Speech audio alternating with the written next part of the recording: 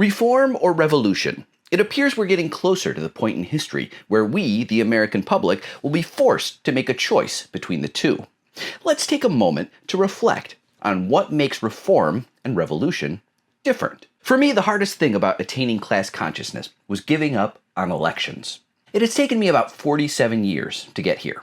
I started writing a book over a decade ago, envisioning a third-party takeover of the American political system. Back then, I could see how bad everyone was getting screwed, and I knew that at some point, normal everyday Americans would reach their breaking point and reject the two-party system en masse. And to me, partly because my dad had been singing this tune my whole life, I thought, third party. But there's a drawback that I did not adequately recognize when formulating my original plan to fix this country's problems. Reform is not revolution. And this is what it took me almost 47 years to learn. Using elections will never get the change we need because the entire game is rigged. The democratic change we need right now can't happen through the existing constitutional system because this system was designed to prevent that. The framers were terrified of actual democracy. That's why they built the well-known system of checks and balances.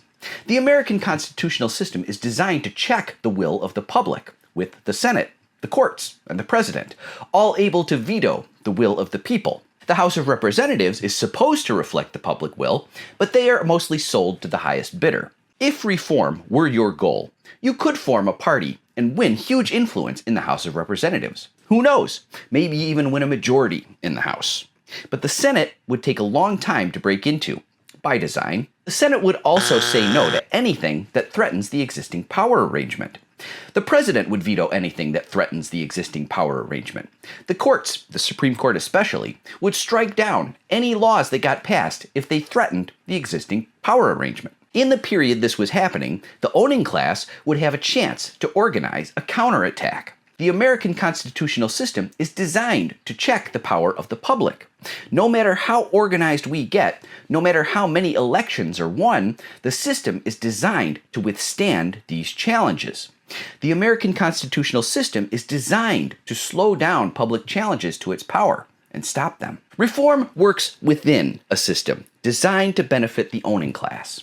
Any reforms made within that system accepts from the outset that ownership rights and class structure will not be challenged. Reform is compromise with the ruling class. Any democratic reforms you win are a concession from those who currently hold power. The most important difference between reform and revolution is who holds power. Reform preserves the power structure. It leaves the Epstein class in charge. Reform is hierarchical by nature.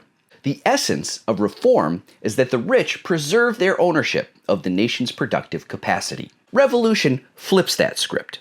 Revolution is imagined here as the fight to win a new constitution that empowers the people. In revolution, the people are in charge. Any concessions come from the people, not the rich. In revolution, the existing hierarchy is challenged. Revolution requires dismantling the existing class structure. Revolution is a moment when new hierarchies are made and old hierarchies are discarded. Or perhaps we dispense with hierarchy entirely and choose equality. And this is the thing that's very hard for people to understand. Revolutions actually empower the mass of the people.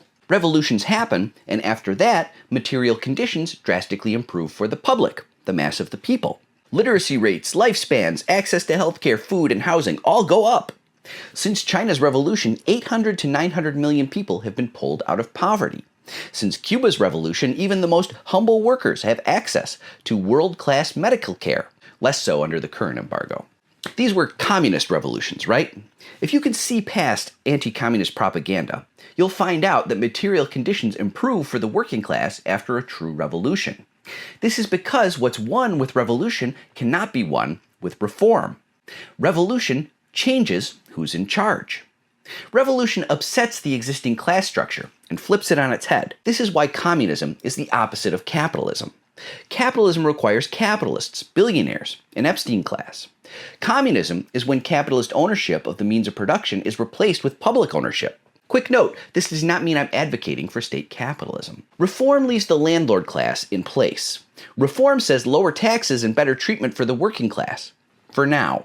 But any concessions won can also be lost. This is the lesson of the last century of American history. The People's Party, known as the Populists, tried to use elections to change the economic power structure at the turn of the 20th century. They got organized under a banner that united Christianity and socialism. The rich got organized and crushed them. My post Define Liberalism takes a slower walk through that history. In the century since the populist defeat, reforms that were won back then have been eroded away over time. This is because the owning class views any concessions given to the public as something they can take back. Great democratic achievements won through incredible struggle. Antitrust laws, child labor laws, union rights, even the Voting Rights Act are all being dismantled now because concessions won by the public are being taken away. This is what reform gets you. A slow slide back to the same place a century later. Leaving the existing class structure in place is a mistake. Believing elections can effectively challenge class power is a mistake.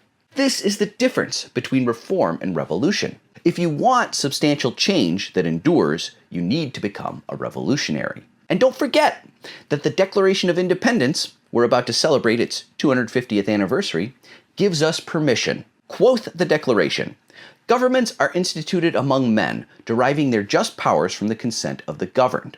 That whenever any form of government becomes destructive of these ends, it is the right of the people to alter or to abolish it, and to institute new government." Revolution is our right. Revolution gets what reform cannot. Permanent change to the status quo. That's the difference between reform and revolution. Please give a like, comment, follow, favorite, repost, and sign up for my Substack. Let's make them pay.